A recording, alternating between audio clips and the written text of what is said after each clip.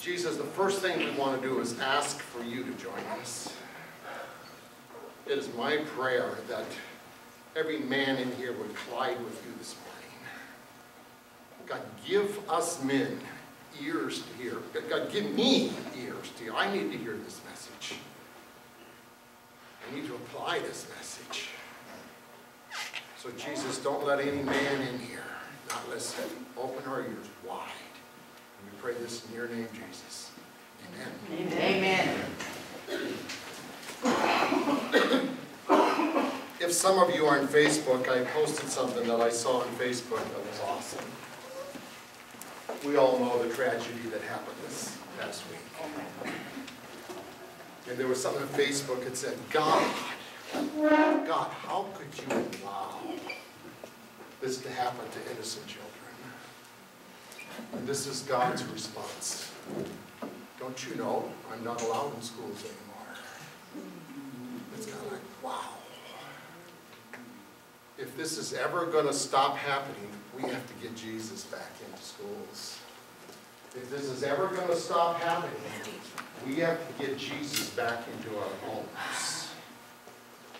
Because that's where it all starts, is in our homes. I have a hard time believing that this young man would have killed those innocent children if his father had told him every day, son, I love you, and gave him a hug. Do you think that would have happened? So we can blame guns, we can blame everything, but it all starts in the homes. And there's something we can do about that. We can't do anything about that, but we can do something in our own homes. And I want to talk to you about this, and I want to talk even to the young men that are in this room. What does it mean to be a man? Last week we talked about Jesus the boy. And the one scripture talks about him there where it said that Jesus grew up obedient. And as a result, he found favor with God and with man.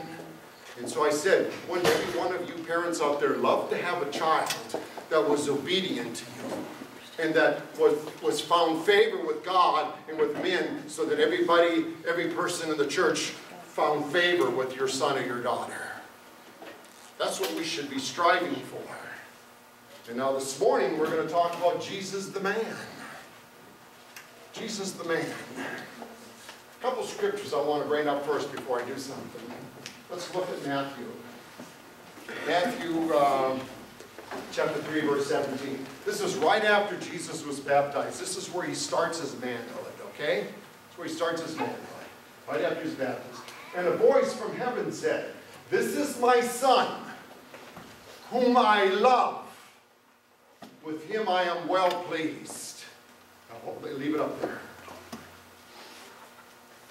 God told his son, Jesus, I love you, and with you I am well pleased.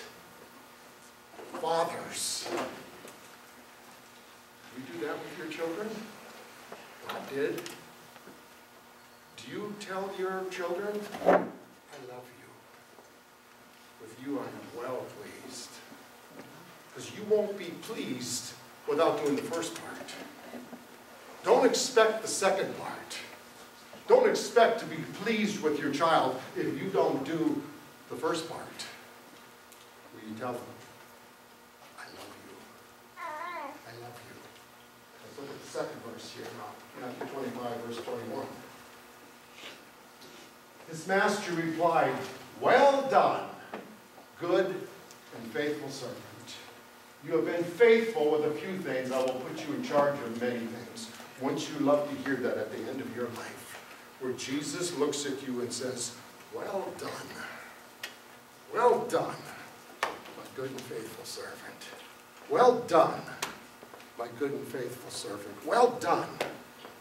We all want to hear that. We all want to hear that, but how is that going to happen? This is what I want to start with before I even do my message this morning. What does a man look like? What does a real man look like? I want you to start thinking of men in collision that you look and say, oh, there's a real man. because you might be called on to share. Okay? I'm going to start. I'm going to start with Rick Winters. Straight on the spot. Let me tell you why I picked you, okay? There's just something about a man that works hard with his hands that I appreciate. And you work hard. I don't know if you know, he cuts cement for a living. I've seen that happen many times doing hotels where a company would come in. That's hard work, dirty work. He plays hard. I dare anybody get in a bike and try to keep up with him. I dare anybody try to run alongside of him. He works hard and he plays hard. And he has a family that I'm proud of, and I'm sure he's proud of. He has a son and 2 daughters that are awesome kids, that are really awesome kids. He has a wife that I'm sure is proud of her husband. I see it all the time on Facebook. All the time on Facebook. And that last thing, you can't shake hands with Rick. You better hug him. One of these times I'm afraid he's going to kiss me right on the lips.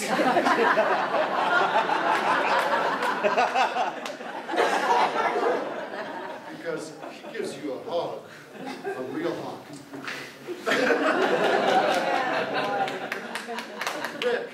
Rick, now I'm going to challenge you. You can't come back. And I'd be embarrassed, of course. No. So, and he doesn't have to be here. Someone in Collision that you look at as a real man, why? You don't have to be as lengthy as I was. Who do you look at in Collision and say, there's a real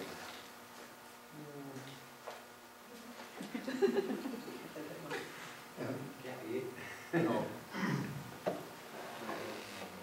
Probably Dave. I know Dave. Mm-hmm. I don't really know him on a real personal level. Did you talk about Dave Sloan? Yeah. And why? Tell us why, though. Why do you look at him as a real man? The way he is a foundation for his family, he constructs his family, and loves his children, talks about what we do. He's a good hardworking man. He'll put his time aside to support his family. I appreciate that. No. Dave's not here. So I'm going to pick you, Devin. Who do you see in here as a real man? Who's in it? There's a godly man. Pick somebody and tell us why.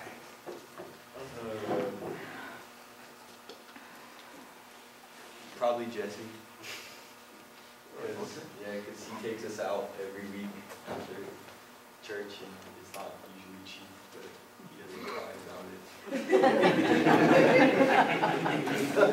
it. So in other words, he buys your love.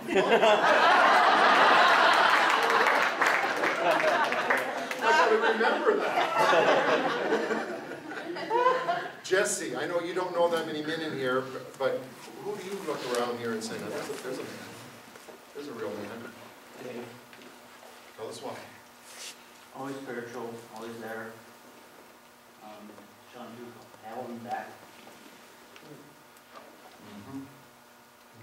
Keeps his chin up. Keeps his chin up. You know, I want to take thunder away from you, but I've never been at a funeral with that many people before. That couple touched so many lives. It was unbelievable. Unbelievable. It's kind of like, boy, if you want heroes, there's heroes. Because most of us, when we have a funeral, this room would be way too big for it. We could use the stage up there. They needed a big church. Dave, who in this room do you see as a real man and why?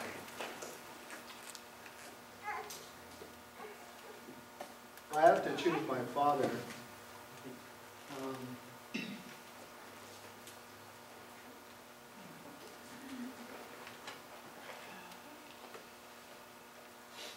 still emotional. That's all right. That's all right. You have a right to be. Real men cry too. I picked my dad because 16 years ago or so, it was in '94 when I was really lost. I was trying to find my way. I lost my place to stay, and when I was moving out, my neighbors told me like, they saw my parents out on my porch every day or in front of the house every day praying for me. And as soon as I came to church, I was greeted with a whole group of ladies that had been praying for me. But it was because of my dad's reaching out to those people and asking for prayer that, you know, and he's a changed man. He's a changed man because God's in his heart. I'm proud of him. All right. Are you starting to hear what a real man looks like now? Now, I want to share you some more now. I want to share some more about Jesus, because we're talking about Jesus the man. And I can't think of anybody that we should be following more than Jesus. What were the manly traits of Jesus? First one, he was a rabbi. Let me explain that, okay, back then. In order to be a rabbi had to have saw something in you where he would say, come and follow me. That's why when you see the Gospels about Jesus, when he went up to Matthew, Mark, it said, follow me. And they got up immediately, left their fishing and a whole bit, and followed Jesus. That's what it was all about. Jesus was a rabbi. So when Jesus came to a young man and said, Anthony, follow me, it was kind of, oh my God, it was an honor that a rabbi would pick you because you were showing the spiritual wisdom. Somebody picked Jesus and said, follow me, Jesus. And Jesus became a rabbi. Found favor with people. Hard worker. His dad was a carpenter. He worked with his dad. Was a servant of all. In fact, that's what he taught. If you want to be great, like me, then you have to learn to serve, not be served. He said, if I, Jesus, came to serve, how much more should you also serve?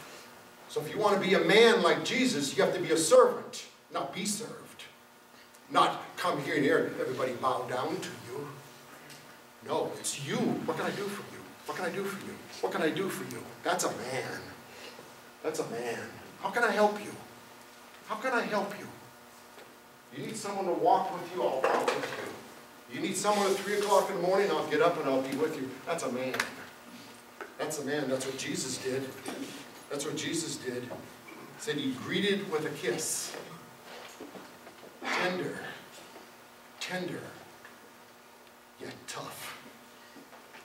Let me show you how tough he was. Let's look at Isaiah 50, chapter 6. See how many of you men are this tough. I offered my back to those who beat me, my cheeks to those who pulled out my beard. I did not hide my face from mocking and spitting. Leave it up there. This is at the end of his ministry. Could have fought back. He could have fought back. He could have come out and fight back. He could have called the Legion of Angels, but he said, I let him beat me. And I let him hit me so many times that they knocked the beard off of my face. Relate to that, Kyle? Oh, yeah. How tough do you have to be for that? Let's look at 52:14, Isaiah. Isaiah 52:14.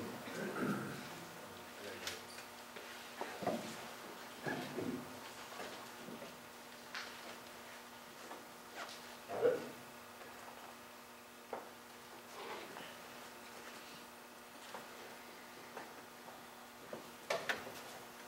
If not, we'll move on.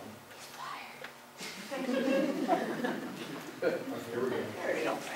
Just as there were many who were appalled at him, his appearance was so disfigured beyond that of any man, and his form marred beyond human likeness. He didn't even look like a man anymore.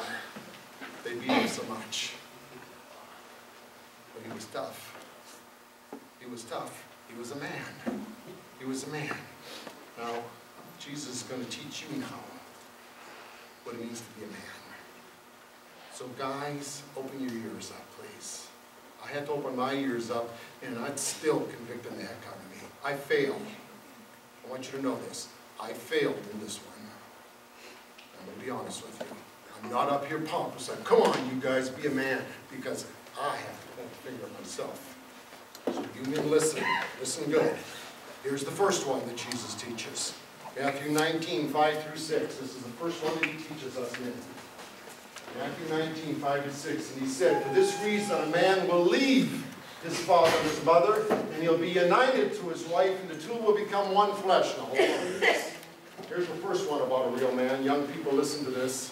When you get married, you leave your mom and your dad. You don't cleave on to them and depend on them. You should be taking care of them, helping to take care of them, not them taking care of you. But you can't do that if you're not a hard worker like Jesus was. You can't do that if you're not a real man. Because a real man will work and work hard to take care of his family. And it says this, and the two will become one flesh. You and your wife, when you get married, will work together to achieve that, to achieve all of that. You'll work together. It's not just you, it's you and your spouse as one, working together to say, we're going to build our family. And we're going to take care of our family. And when my mom and dad get older, we're going to help to take care of them. We're going to work hard to do this. That's the first thing that Jesus teaches about a real man. There's a second one. 1 Corinthians chapter 11, verse 3. It says this, now I want you to realize that the head of every man is Christ. And the head of the woman is man. And the head of Christ is God. Now look at this. Jesus, who we're looking at now, had someone ahead of him, and it was God. In fact, God said, this is my son whom I'm well pleased. God was ahead of Jesus. And then Jesus is ahead of us men. Who's your boss? Jesus is your boss. Jesus is the one you answer to. And then who's the head of the woman? The man. Remember the verse we looked at before? They become one. It's kind of like in any tribe. You can't have a whole bunch of chiefs and no Indians. You've got to have one chief. There's one manager on a team, not two managers. So the way God did this in the house, he said, you are the man. But you're not the man if you don't do what the verse ahead said, where you and your wife become one. Because if you don't do that, you're not the man of the household. You're just a man. You're just a man.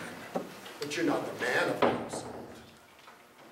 Because a man works with his wife. Doesn't not me Tarzan, you Jane. It's working together.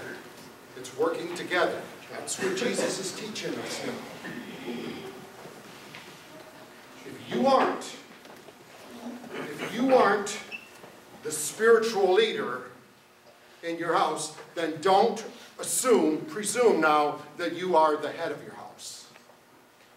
You hear that? You are the head of your house if you are the spiritual leader in your house. But if you are not the spiritual leader, you have no right to be the head of your house. No right whatsoever.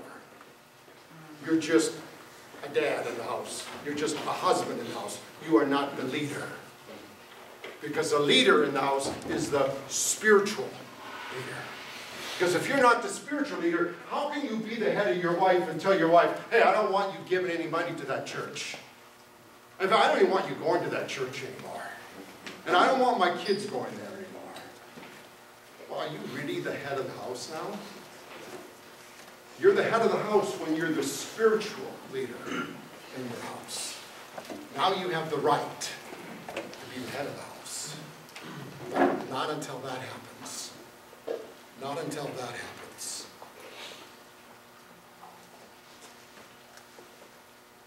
First Corinthians 13:11. When I was a child, I talked like a child.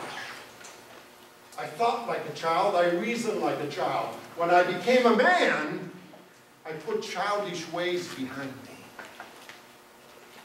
And you hear that? You hear that? Children play video games all day. Not real men. Children watch TV all day. Not real men. Not real men. Young guys, you're listening to this? You're listening to this because I want you to be men. And there's no excuse. I taught this Wednesday night. You may not have had a father in your life. You may not have had any father in your life, and you may have had a bad father in your life. There's no excuse. No excuse that you can't become a real father when you get married and have children. No excuse whatsoever, because you're hearing the truth. Jesus is telling you what to do. You may not have had a dad that told you, but Jesus is telling you what to do. Listen to Jesus. And Jesus says, real men put childish things behind them. They don't spend their life playing all day. They work all day. Children play, men work. You hear that? Children play, men work. In fact, that's one of the things I taught on when man first sinned. That's what God said. As a result of sin, women, you're going to have pain in childbirth, and men, you're going to work all your life. It's just a necessary evil, but that's what real men do. Real men are not afraid to work. Real men are not afraid to put in overtime. In fact, they look at that as a privilege. Wow, I can work 4 hours? That means I'm going to get a little extra pay, and I can do something more for my children. I can buy them Cheerios instead of cornflakes. And they look at that as a privilege, because real men work. Let's look at Ephesians 5:25. Are you hearing God? Are you hearing Jesus? Husbands, love your wives, just as Christ loved the church and gave himself up to her. We're to love the same way Jesus loved the church. Jesus loved the church so much that he died for the church. We're to love our wives that same way. If you don't love your wife, don't expect to be over your wife. You hear that? If you don't love her, don't expect her now to be under you. You're the man of the house. Love has to come first. Here's another one. 1 Timothy 2:8. I want men, this is Jesus talking, I want men everywhere to lift up holy hands in prayer without anger or dispute. I want real men, put their hands up in worship. Real men put their hands up in prayer. First of all, real men worship, and real men pray. That's what we do as a spiritual leader. We can't do it in church. I'll guarantee you're not going to do it at home. You're not going to do it at home. It's easier here than it is with just you and your wife and your kids looking at you. It's not so easy. Here's the last one. Longest verse in the Bible. John 11:35.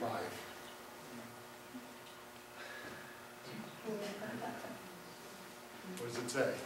Jesus wept. Real men cry. That's why, Dave, when you had those tears, that's a real man. A real man is not afraid of crying. In fact, let me just share this with you. If you are a man and you heard the news this week about all those children being killed, and you didn't shed a tear, you're cold as ice. Jesus has got some work to do with you. Because when I heard that, I wept. I wept. I'm sitting there just imagining Josephine being one of those children laying in that room. And I cried like a baby. I wept. I can't imagine what those families are going through. I can't imagine what they're going through. Real men cry. Don't be afraid of crying. Now, why do you need to learn all of this? Listen to this now. I've been talking about this with our youth in Crash on Wednesday nights. I asked the youth last week, how many of them know for certain that their moms love them? About 90 to 95% of them raised their hand. You know, my mom loves me. Then I asked, how many of you know for certain that your dads love you? About 20% of the hands went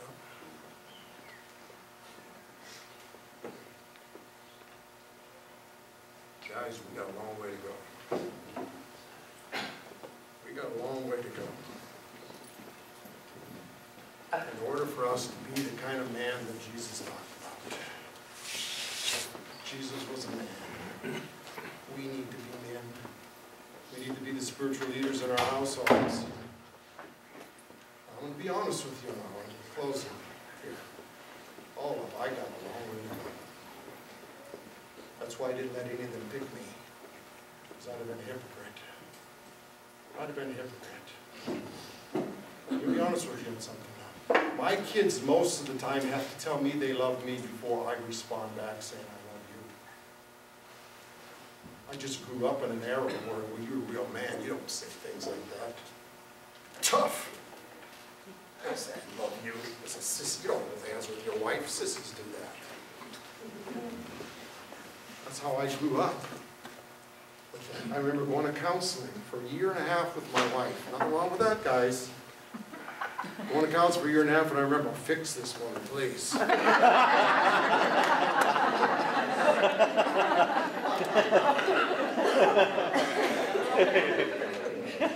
Then he asked me a question one time. He asked both of us a question. He said, look back at your childhood and tell me about the times when your parents told you that they loved you.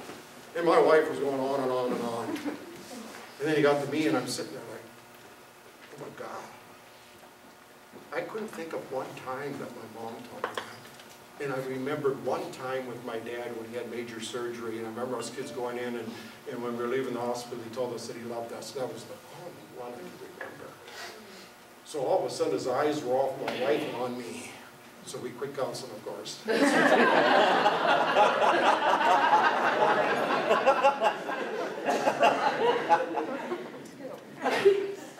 No, I'm pointing the finger at you, but it's pointing right back at me, guys. Three of them are pointing back at you. Yeah, yeah. I mean, I'm not even ashamed to ask. I could ask Tisha, Tisha, when's the last time I told you that I loved you? And I said it first. Scott, call it. Can you remember? Maybe you've written in a card. You hear that? You hear that? I couldn't hear over the phone. Good, good.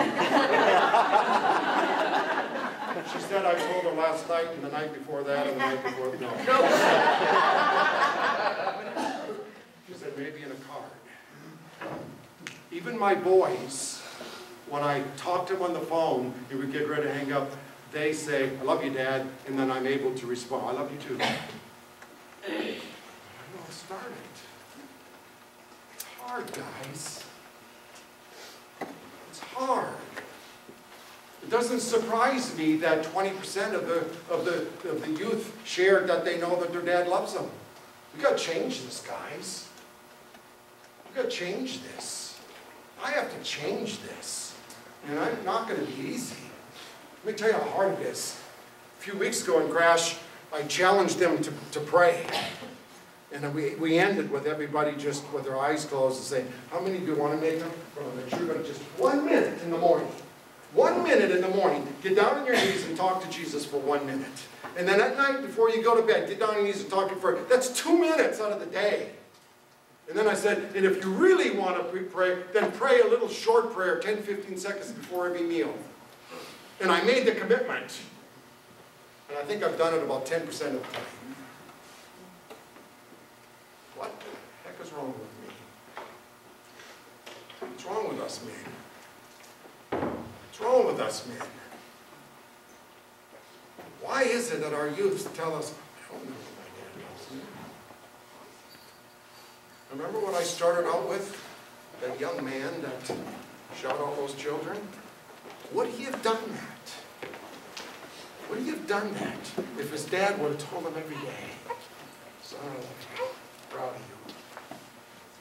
I asked the youth to share, what are you going to do when you grow up and have your own children?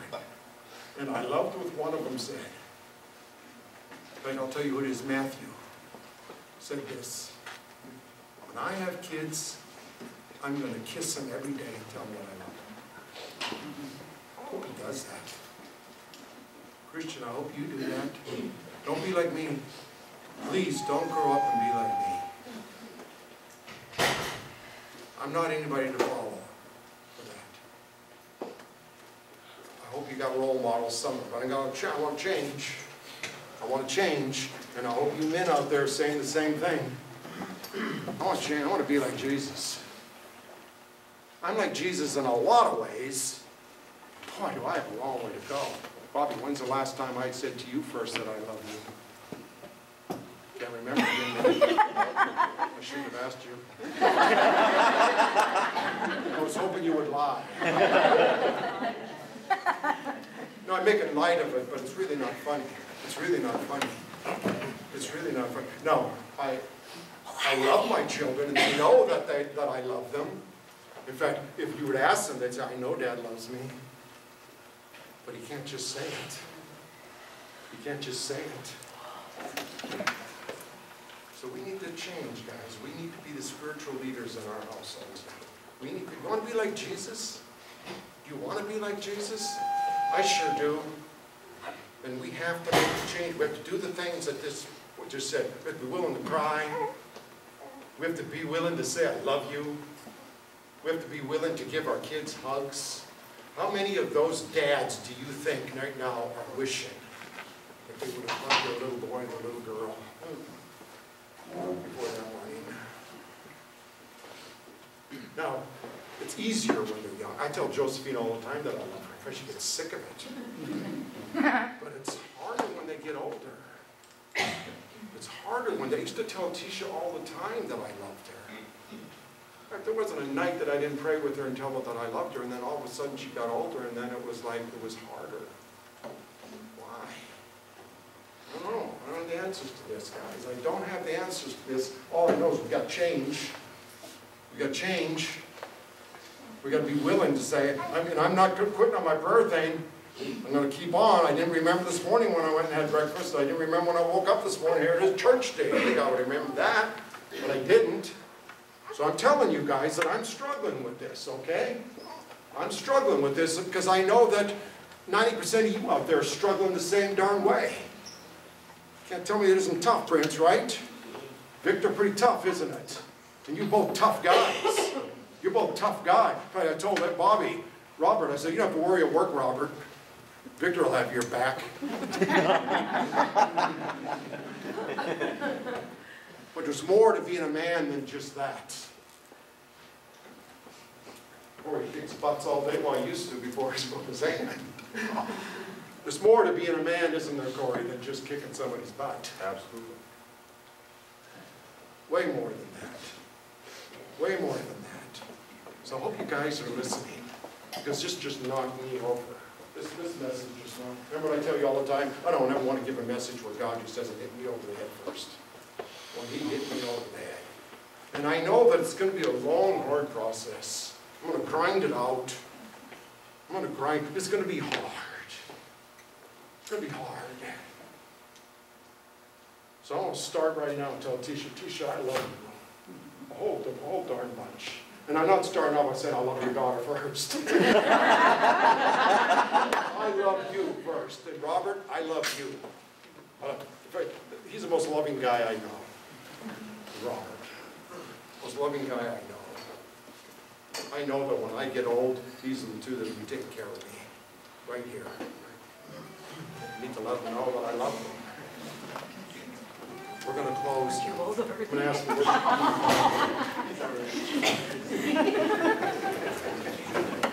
Hey guys. I just did it. front of everybody. Now, this is for women too. I picked on the men because we need it more. But women, you need to do the same thing. Remember, we're one. You're one. You're a couple. You're one. You do it together. So what I want to ask you to do now, while we're worshiping, if you have a child, and if they're in here today, tell them you love them. Tell them you love them. And mean it. And mean it. Don't just say it. Mean it. Even if it's hard for you. Even if it's hard. And then I'm going to ask something else of you, okay? For those of you guys that really find, and moms, that really find it hard, do what I'm going to do now. Go up to the cross during worship and say, boy, Jesus, do I need you now? Do I ever need you now? Because if I'm going to make it, I need you, Jesus. I need you to show me the way. I need you to convict me the times that I don't do it. I need help. Come on up here and pray. Come on, don't be a real men pray. Real men pray. Okay? So let's spend some time being real men and real women right now here in worship. Okay?